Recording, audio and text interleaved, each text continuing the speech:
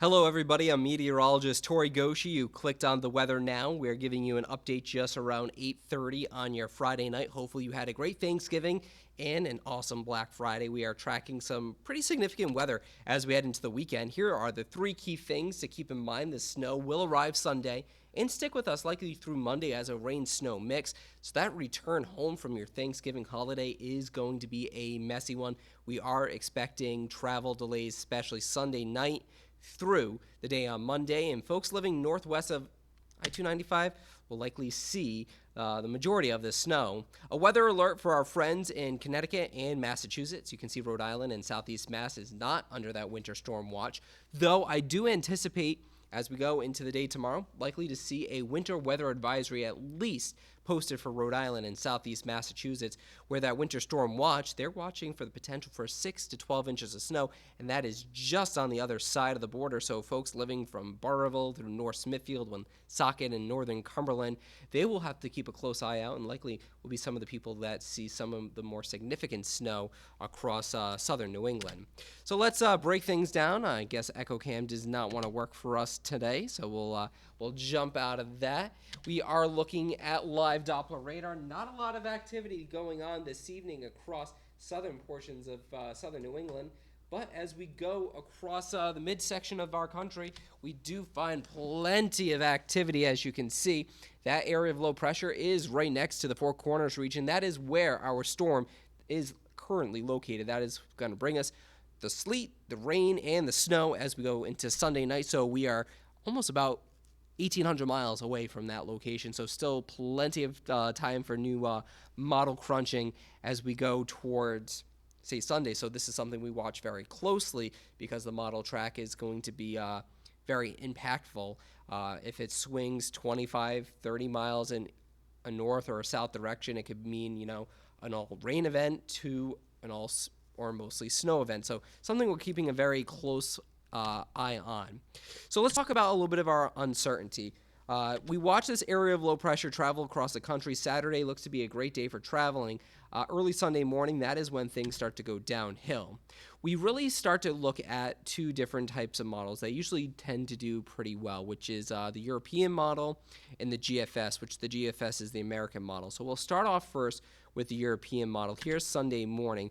Things start off dry, but around 12, 1 o'clock, we start to see the rain, sleet, and snow push its way on in. And the European model is favoring a colder scenario, which would give us mainly snow across much of Rhode Island and northern Bristol County in Massachusetts, while the coastline is seeing a mixture of rain and snow throughout the day. Sunday afternoon into Sunday evening, that snow will transition over to sleet and then rain. You can see that indicated here. The green is the rain. That pinkish color is the mixture of sleet and snow, where majority of the snow is retreating back up into Worcester County. So that will also help to reduce snow totals as we go into the overnight hours. So that is the GFS model. The American, that was the European model. This is the GFS model, the American model, showing it starts off as rain, then switches over to a sleet snow mix by early afternoon. One thing that these two models are kind of honing in on is the timing. Generally speaking, 12 to 2 on your Sunday is when we'll start to see the weather really start going downhill and the precipitation really starting to fall.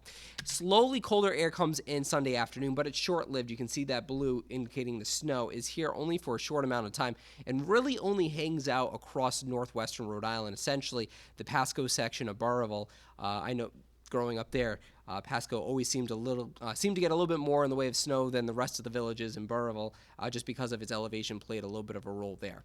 But you can see the American model is indicating a little bit more in the way of some drier weather. This is a early look of how much snow we could potentially see. Don't get attached to it. We still have a lot of different model runs to go through before we're in some complete agreement and some comfortability with talking about snow totals. But this is favoring a little bit more of a colder scenario where we could see anywhere from 8 to 10 inches of snow in northern Rhode Island, central Rhode Island, anywhere maybe 3 to 6 with the coastline, anywhere from a dusting on Block Island to 1 to 3 inches along the immediate coastline. So once again, don't get attached. I definitely think that Sunday night into Monday, roads will be slick. Travel will be slow. That is the key things to take away. Don't get attached to the numbers on here. As I said earlier, if the area low pressure shifts anywhere to the north or to the south by 20, 30 miles, we could be talking about, if it shifts to the north, we could be talking about maybe 4 inches of snow in Pasco where there's nothing down in Westerly.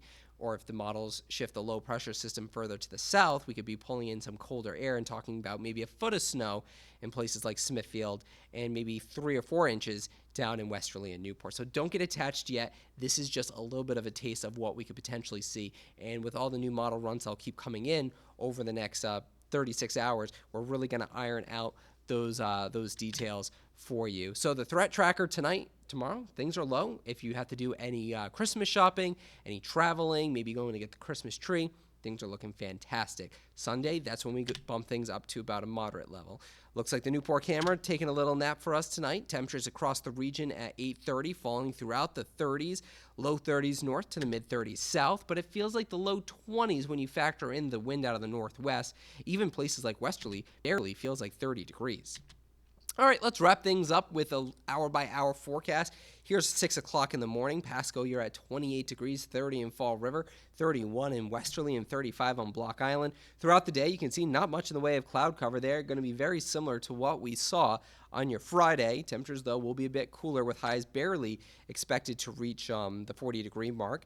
Saturday night, temperatures start falling back into the 20s, and we'll see if we can keep those temperatures below freezing. That will help to set up for an all-snow situation come Sunday. So here's a look at your forecast. Saturday morning temperatures starting off in the low 30s. Chilly north wind at 5 to 8 miles an hour. Sunrise just shy of 7 o'clock.